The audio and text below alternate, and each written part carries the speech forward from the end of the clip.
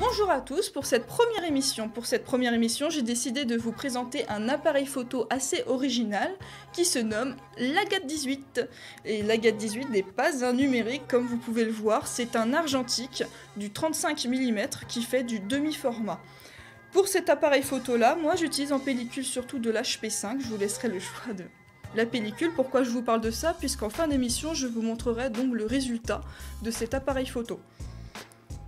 En caractéristiques, c'est vraiment plutôt assez basique, vous n'avez pas besoin d'être technicien pour réussir à l'utiliser, alors pas de panique, hein.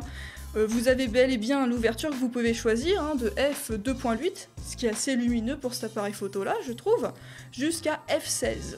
Mais vous n'êtes pas obligé de comprendre ce que c'est la notion d'ouverture, puisque je vais vous montrer tout de suite, juste ici. Il est très simple.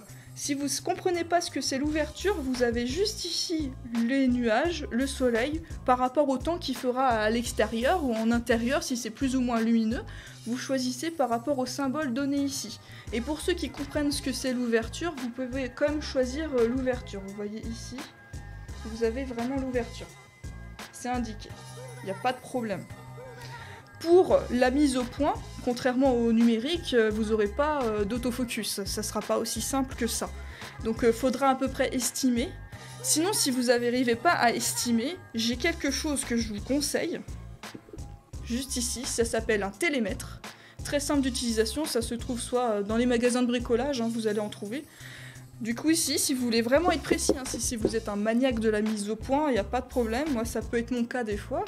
Des fois je le fais pas, pour la photo de rue notamment, puisque c'est pas très discret quand même.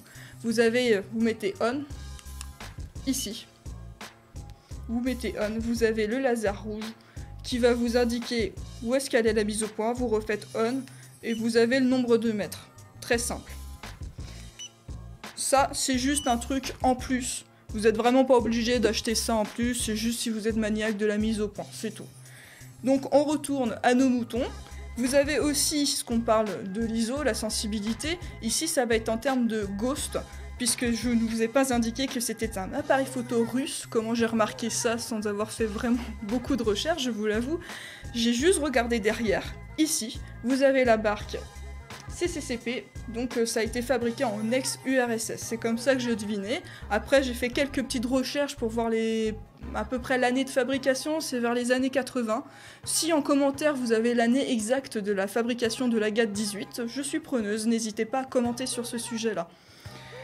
Après, vous avoir dit l'ouverture, l'ISO, le nombre de mètres, on peut aussi, comment on fait les photos. Moi souvent je le prends à la verticale comme ça. Ce que j'ai vu en résultat, autre que ce que j'ai fait, hein, parce qu'il y en a d'autres sur Flickr notamment, ce réseau-là qui est assez intéressant et que je vous conseille. Vous pouvez voir aussi d'autres résultats où les gens n'ont pas fait dans cette position-là les photos, ils ont plus fait à l'horizontale, comme ça. Ça donne vraiment des bonnes photos aussi. Moi, les résultats que je vais vous montrer, ça va être vraiment en noir et blanc puisque je développe moi-même. Donc c'est du noir et blanc, je trouve ça plus simple à développer. Je vous montrerai d'ailleurs plus tard comment développer en noir et blanc, c'est vraiment pas compliqué. Donc ça, je vous le conseille, je sais pas, peut-être pas pour démarrer, mais peut-être plus tard. Pour démarrer, c'est plus le 500N que je vous conseille, vraiment pratique. Après, le défaut, parce que là je vous ai parlé vraiment des caractéristiques, du fait que c'est pratique parce que c'est compact, ça passe dans la poche, franchement c'est discret en plus quand vous déclenchez. Le défaut que j'ai remarqué surtout c'est juste ici, quand vous voulez enclencher la pellicule, c'est vraiment là, vous avez la flèche ici, ça s'ouvre en deux en fait, voilà. C'est vraiment, vraiment casse-pied pour ça. Mais bon, il y a des appareils photo argentiques bien plus compliqués à mettre, donc ça va. Je considère que c'est à peu près correct. Vous enclenchez du coup la pellicule ici, quand vous la remettez ici. Ah, bah voilà, quand je vous dis que c'est pas pratique, voilà. Mais rassurez-vous, ça se fait très bien, hein. Principale qualité pour utiliser ce genre d'appareil, ça va être de la patience, vous énervez surtout pas, hein. Faut pas le casser quand même, ça serait dommage. Mais ça s'utilise facilement. Donc, jusqu'ici, tout va bien. Pourquoi je vous parle du demi-format? Tout simplement parce que j'ai vu d'autres personnes faire des reviews sur le demi-format et qu'ils aimaient pas. Moi j'aime bien, je vous conseille de l'acheter.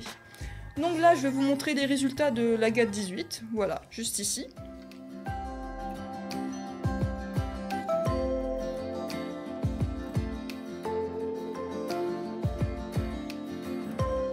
J'espère que ces résultats vous ont plu, que vous aussi vous allez tenter de vous procurer la GAT 18, facilement trouvable sur notamment eBay. Et pourquoi pas aussi mettre un pouce bleu et vous abonner à la chaîne et mettre la cloche pour les futures vidéos qui arriveront, qui seront notamment aussi des reviews de matériel et aussi des balades. A plus!